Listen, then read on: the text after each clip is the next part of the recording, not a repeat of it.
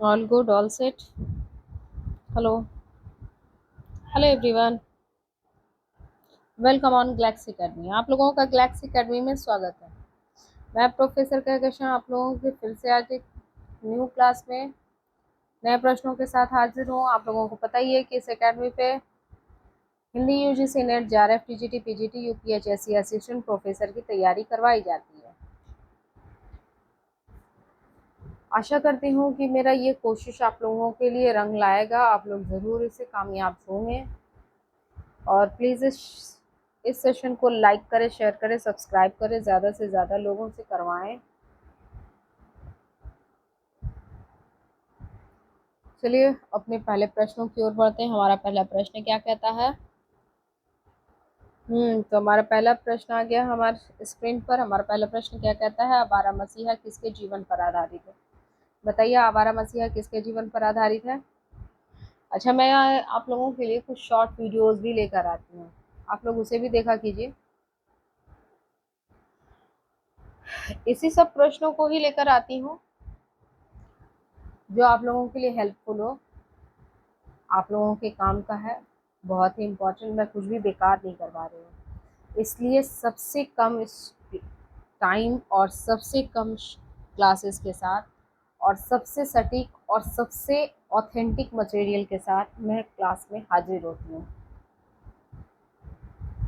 जिसने भी ये क्लास देखा है उसे पता ही है, और जो नहीं देखा है तो उसकी बात ही मैं नहीं कर सकती हूँ। चलिए इसका उत्तर बताइए, इसका उत्तर क्या है? तो इसका उत्तर ये है, बता दूं मैं, शरद चंद्र है। ठीक है, इसका उत्तर क्या है? शरद चंद्र। इसका पूरा नाम क्या है? शरद चंद्र चट्टोपाध्याय।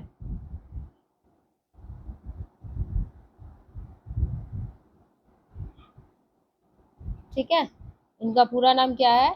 शरद चंद्र चट्टोपाध्याय। इन्हीं के जीवन पर आधारित है आवारा मसीहा। ठीक है, इसको लिखा किसने है? इस आवारा मसीहा को किसने लिखा है? बताइए।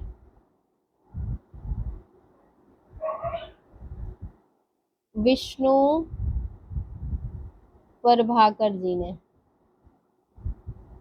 ठीक है, आवारा मसीहा को किसने लिखा है? विष्णु प्रभाकर ने। और किसके जीवन पर आधारित है? शरद चंद्र चट्टोपाध्याय के जीवन पर आधारित है। आप लोग देवदास मूवी देखे हैं? ऑफ कोर्स देखे ही होंगे, है ना? उसमें जो देव बाबू एक कैरेक्टर प्ले करता है शाहरुख खान, और ऐश्वर्या इसमें पारो का किरदार निभाती है, जिसका नाम होता है पार्वती। ये शरद चंद्र चट्टोपाध्याय के जीवन पर ही है वो।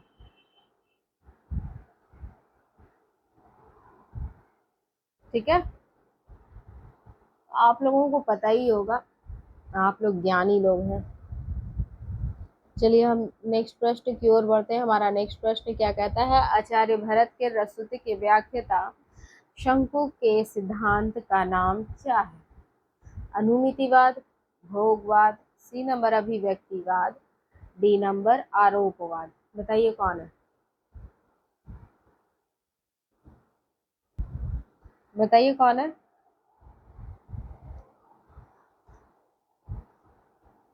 हम्म बता चुकी हूँ मैं। अगर आप लोग पहले का आप लोग क्लास देखे हुए हैं, ये सब मैं करवा चुकी हूँ। चलिए आज फिर करवाती हूँ, इसलिए बोलती हूँ कि आप लोग पिछला क्लास भी देखा कीजिए। ये इसका उत्तर है अनुमितिवाद। ठीक है, क्या है इसका उत्तर? अनुमितिवाद। अनुमितिवाद इसका दूसरा नाम है अनुमानवाद। ठीक है, इसे इस नाम से भी जाना जाता है।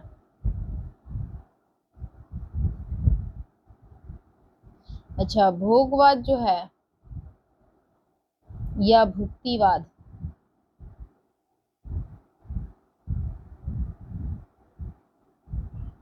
ये किसका है?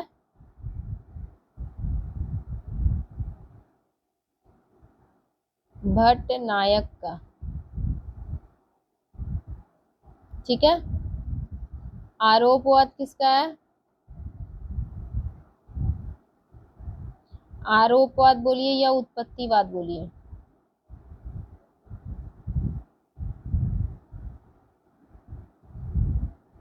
किसका है? हम्म। आरोपवाद या उत्पत्तिवाद भट्ट लोलट का है।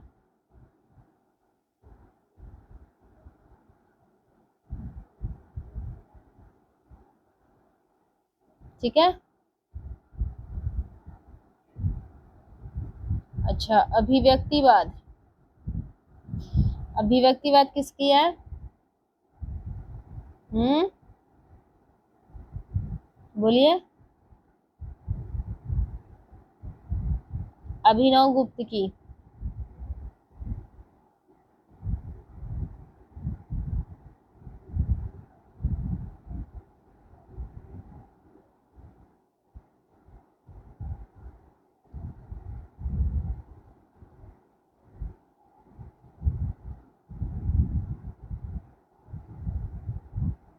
ठीक है। अभिव्यक्तिवाद किसका है? अभिनव गुप्त का।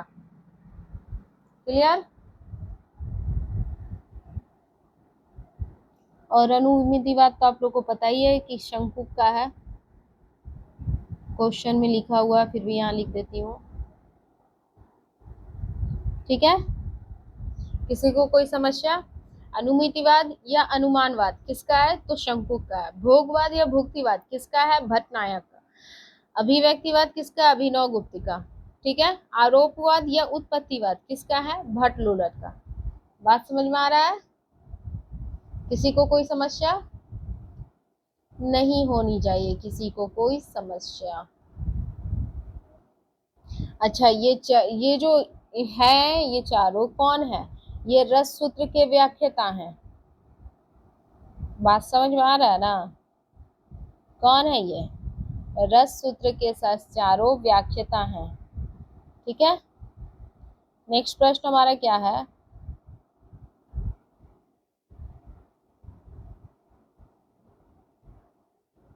नीलोत्पल के बीच समाये मोती से आंसू के बूंद उक्त काव्यांश के लिए कौन सा कथन सही है? अलंकार ध्वनि है, रस ध्वनि का उदाहरण है, अत्यंत तिरस्कृत वाच्य ध्वनि है, या लक्षण लक्षणा पर आधारित है। नीलोत्पल के बीच समाये मोती से आंसू के बूंद।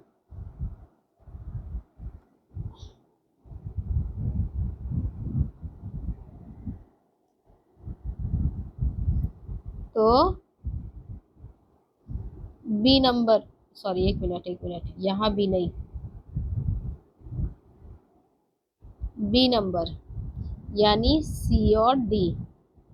इसमें बहुत तिरस्कृत वाच्य की ध्वनि है और लक्षण लक्षणा पर आधारित है। ठीक है। ये दोनों नहीं है। ठीक है। ये दोनों होंगे। बात हो गया क्लियर?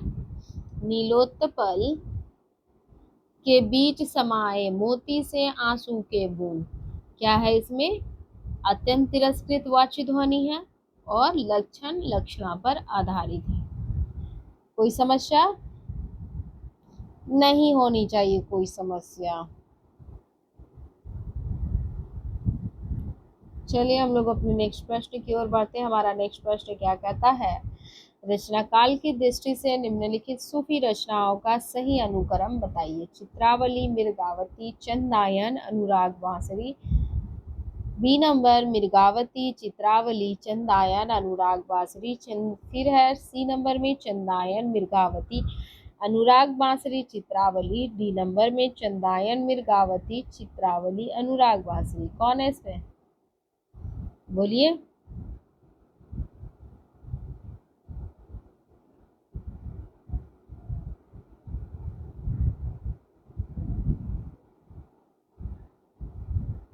हम्म,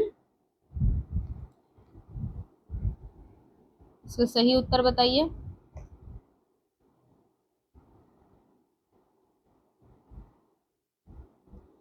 चलिए मैं ही बताती हूँ। जिसका सही उत्तर होगा चंदायन का समय क्या है?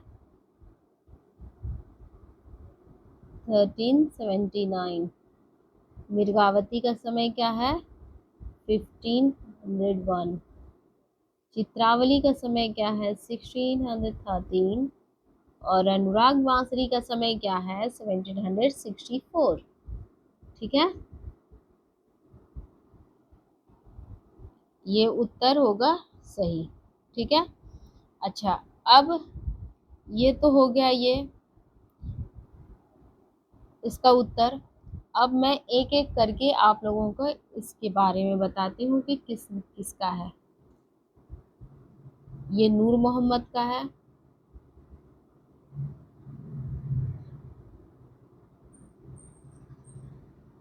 ठीक है, ये किसका है? नूर मोहम्मद का।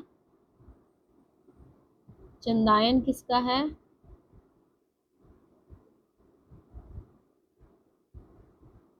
मुल्ला दाऊद।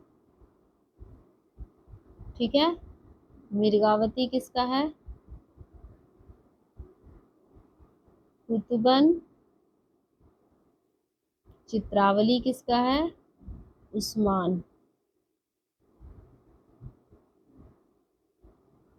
ठीक है, चित्रावली किसका है? तो उस्मान का। मिर्गावती किसका? कुतुबन। चंदायन मुल्ला दाऊद। अनुराग बांसुरी नूर मोहम्मद। ठीक है, चंदायन कुतुबन कि मुल्ला दाऊद? मुल्ला दाऊद। मिर्गावती कुतुबन। चंदायन मुल्ला दाऊद। मिर्गावती कुतुबन। चित्रावली उस्मान। अनुराग बांसुरी नूर मोहम्मद। ये क्वेश्चन डिफरेंट डिफरेंट वे में पूछे जाते हैं। ये दोनों वेज मैं बता दी हूँ, आप लोग याद कर लेना। शॉर्ट क्वेश्चन में, कई बार इस सीक्वेंस में, कई बार इसे मिलान में आ जाते हैं। ठीक है, आप लोग याद रखेंगे इसे। नेक्स्ट प्रश्न क्या है हमारा? नेक्स्ट प्रश्न है, जन्म काल के आधार पर निम्नलिखित रीति ग्रंथों का सही अनुक्रम। सूरती मिश्र, देव भूषण, जसवंत सिंह। बोलिए कौन सा है? बी में भूषण जसवंत सिंह, देव सूरती मिश्र। सी में है भूषण, देव सूरती मिश्र, जसवंत सिंह। डी में है देव सूरती मिश्र, भूषण, जसवंत सिंह। कौन से इसमें सही होंगे? बोलिए।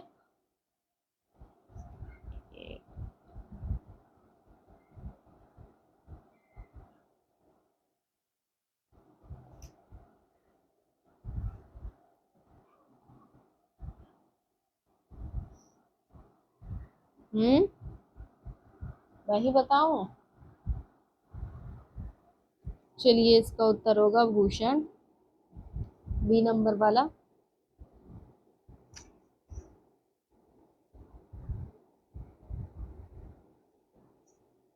भूषण का समय क्या है? 1613। ठीक है, जसवंत सिंह का समय क्या है? 1626। देव का समय क्या है? 1675। सूरती मिश्र का समय क्या है? 1709। ठीक है, याद रहेगा। भूषण का समय क्या है? 1613। जसवंत का समय है 1626। देव का समय है 1675। और सूरती मिश्र का समय क्या है? 1709। ठीक है, नेक्स्ट प्रश्न की ओर हम बढ़ते हैं। हमारा नेक्स्ट प्रश्न क्या कहता है? कौन सी रचनाएं दलित आत्मकथा है? ए नंबर, अपने अपने पिंजड़े। बी नंबर, मुड़ मुड़ कर देखता हूँ। सी नंबर, मेरी पत्नी और भेड़िया। डी नंबर, गर्दिश के दिन। कौन सा इसमें होगा? दलित आत्मकथाएं कौन कौन सी हैं? बोलिए। दलित आत्मकथाएं कौन सी है?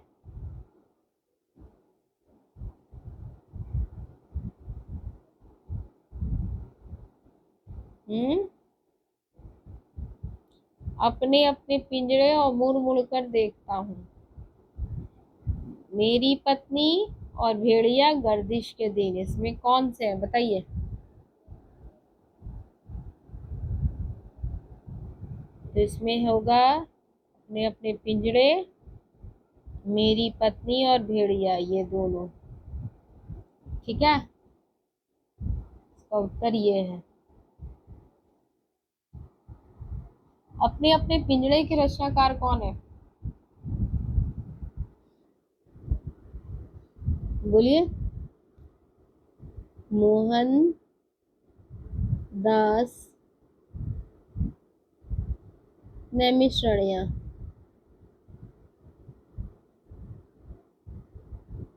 नैमिषारण्य, ठीक है। मेरी पत्नी और भेड़िया, डॉक्टर धर्मवीर। ये वो धर्मवीर नहीं है, ये दूसरे धर्मवीर है। वो धर्मवीर भारती है, ये डॉक्टर धर्मवीर है। ठीक है, जिन्होंने महाभारत पे लिखा था वो डॉक्टर धर्मवीर भारती जी हैं। और ये मेरी पत्नी और भेड़िया डॉक्टर धर्मवीर है, जो दलित हैं। समझ में आ रहा है, ये दोनों ही अलग अलग हैं।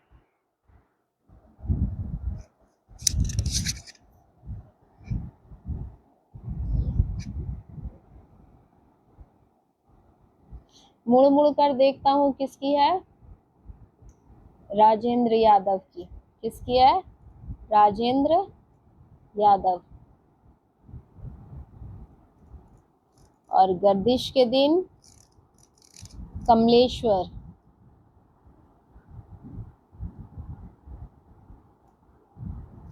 ठीक है, चारों के रचनाकार का नाम याद कर लीजिए, बहुत इंपॉर्टेंट है, कई बार क्वेश्चन में पूछा गया है। ठीक है, अपने अपने पिंजरे के क्या है, मोहनदास नमिश्राय, मेरी पत्नी और भेड़िया, डॉक्टर धर्मवीर। ये दोनों ही दलित आत्मकथाएं हैं। अपने अपने पिंजरे, मेरी पत्नी और भेड़िया, और ये दोनों ही दलित हैं। ये दोनों रचनाकार दलित हैं। राजेंद्र यादव, मुड़ मुड़ कर देखता हूँ, गर्दिश के दिन, कमलेश्वर। ठीक है,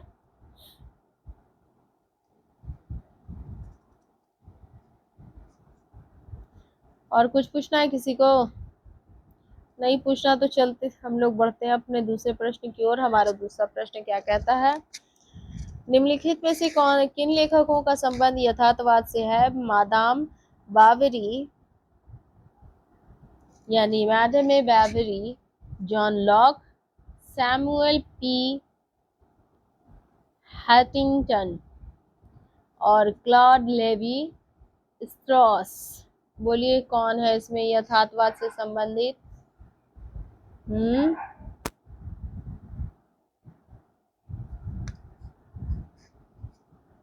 बोलिए। तो ये दोनों यथार्थवाद से है, madam Bovary and John Locke. ठीक है,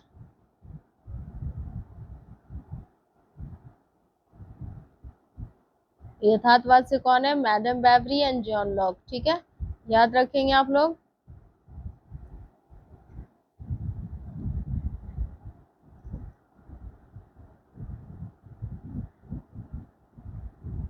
चलिए इसके बारे में भी बता देती हूँ, सैमुअल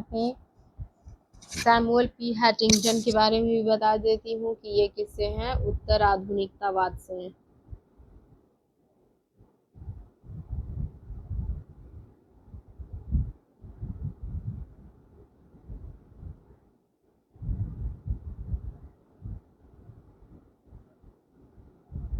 और क्लॉड लेवी स्ट्रॉस उत्तर संरचनावाद से।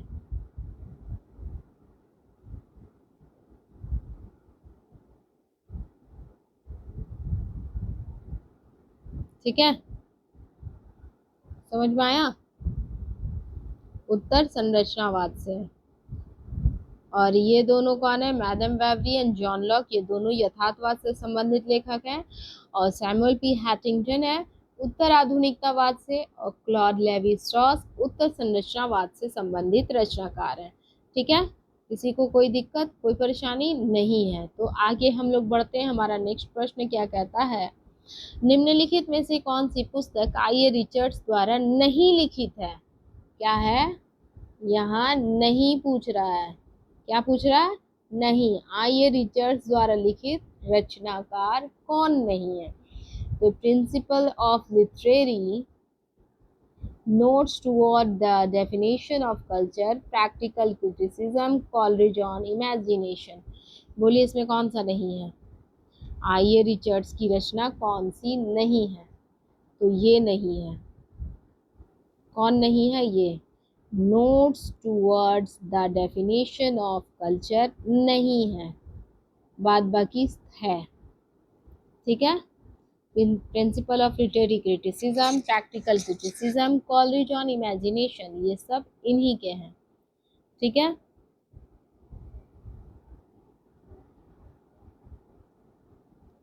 लेकिन ये तो समझ में आ गया कि रिचर्ड्स के नहीं है। तो नोट्स, तो इसके रचनाकार कौन है? इसके रचनाकार तो कोई तो होंगे, तो हैं भाई टी.एस. इलियट साहब, टी.एस. इलियट। ठीक है, किसकी पुस्तक है ये? Notes towards the definition of culture, T S. Eliot की है। A principle of literary criticism, practical criticism, Coleridge on imagination, ये किसका है? तो रिचर्ड्स का है। किसका है? रिचर्ड्स का है। ठीक है, कोई दिक्कत नहीं है। तो हम लोग नेक्स्ट प्रश्न की ओर बढ़ते हैं।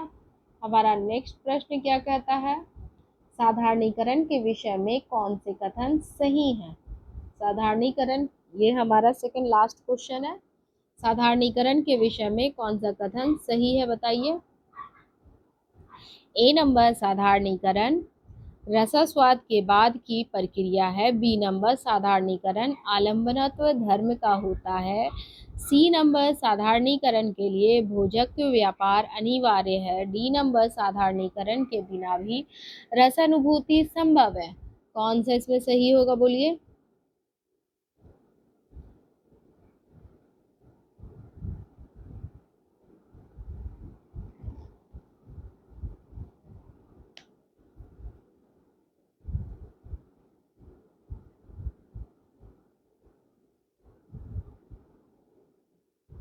बोलिए बोलिए, कौन सा होगा?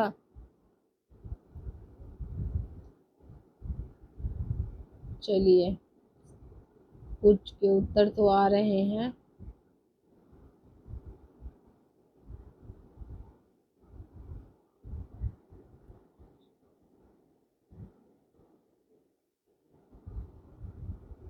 साधारणीकरण आलम्बनत्व धर्म का होता है।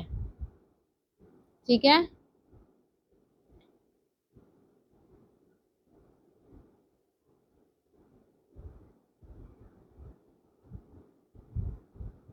ये किसकी द्वारा रच कथन है? ये किसकी कथन है? आचार्य शुक्ल की। ये किसकी कथन है? आचार्य शुक्ल की। दूसरा है, साधारणीकरण के लिए भोजकत्व व्यापार अनिवार्य है। तो ये किसकी कथन है? भट्टनायक की। जैसा कि आप लोग जानते हैं, ये दोनों ही साधारणीकरण पर बात किए हैं। ठीक है, बी और सी हमारा कहाँ है? तो ये सी नंबर पे है, बी और सी। तो इस तरह का जो दिया है यहाँ पर, ये आपका कोट करके भी क्वेश्चन पूछ लेगा। कोट में दे देगा कि साधारणीकरण आलम्बनत्व धर्म का होता है। क्या? साधारणीकरण आलम्बनत्व धर्म का होता है, और कोई 4 आचार्य का नाम आपको दे देगा, उसमें से आप चुन लीजिए कि कौन सा। तो आचार्य रामचंद्र शुक्ल उसमें होंगे। ठीक है, नेक्स्ट में है, साधारणीकरण के लिए भोजकत्व व्यापार अनिवार्य है। इसमें भी कोई 4 आलोचकों के नाम दे दिए जाएंगे, और उसमें से किसका नाम खोजेंगे आप लोग, बताइए।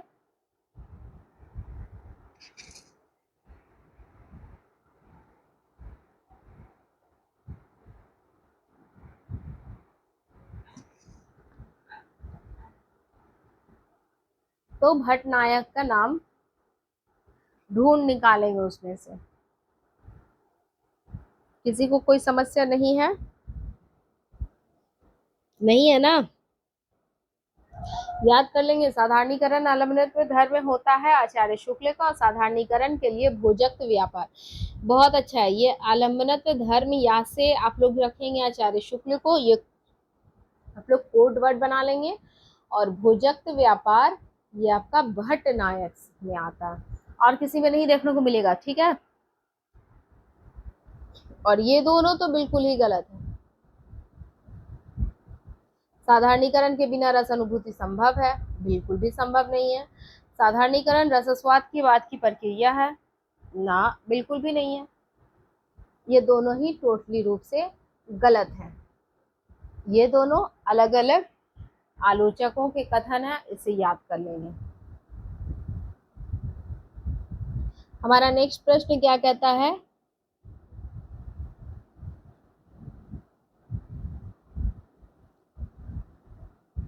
नेक्स्ट प्रश्न हमारा है, जन्म काल के आधार पर निम्नलिखित संत कवियों का सही अनुक्रम कीजिए। ये हमारा लास्ट क्वेश्चन है।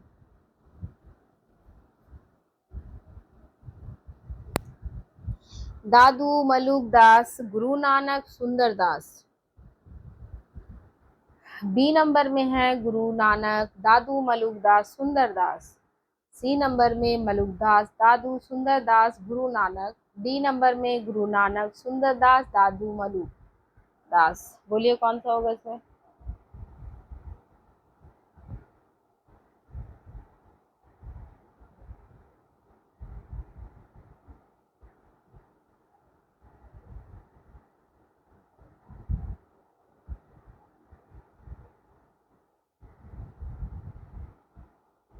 बोलिए, उत्तर देते जाइए आप लोग कमेंट बॉक्स में।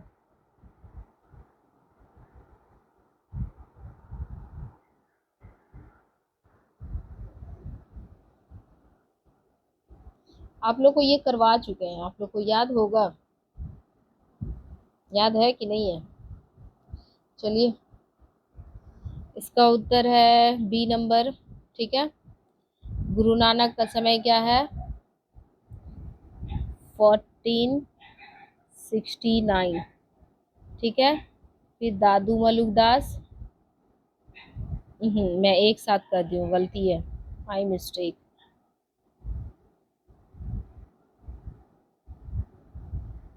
दादू अलग है, ठीक है। दादू का समय क्या है? ये दादू का पूरा नाम है दादू दयाल। इनका समय क्या है? 1544, ठीक है। 1544। मलुक दास का समय क्या है? 1574। और सुंदर दास का समय क्या है? 1596। गुरु नानक का समय क्या है? बोलिए। 1469। दादू दयाल का समय क्या है? 1544। और मलुक दास का समय क्या है? 1574। सुंदर दास का समय है 1596। ये सीक्वेंस याद कर लेंगे, साथ में संधि, क्योंकि संधि पूछता है अलग अलग करके, सीक्वेंस में ही पूछता है। बहुत इंपॉर्टेंट क्वेश्चन है, आप लोग इसे याद कर लेंगे। एक साथ में बहुत सारी यहाँ पर क्वेश्चन करवाती हूँ, बहुत सारे आप लोगों को फायदे मिलेंगे अगर फायदा लेना चाहेंगे तो।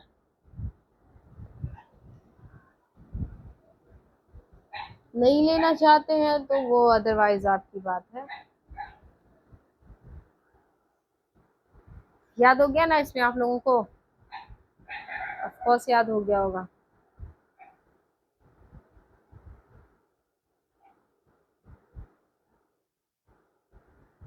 चलिए, इसी के साथ हम लोगों का साथ यहीं तक है। फिर हम लोग मिलेंगे नेक्स्ट क्लास में। और कैसा लगा सेशन आप लोग बताएंगे ज़रूर कमेंट करके। और प्लीज़ जितना करवा रहे हैं उसे याद करते चलें, आप लोगों के लिए बहुत फ़ायदे की बात है। मैं बार बार कह रही हूँ कि यहीं से आपका यहीं से आपका 60 to 70% मार्क्स यहीं से आने वाले हैं। जो मैं करवा रही हूँ ना, ये मार्क्स यहीं से आने वाले हैं, यहीं से। इसलिए एकदम दबा कर इस चैनल को सब्सक्राइब करें, लाइक करें एंड शेयर करें।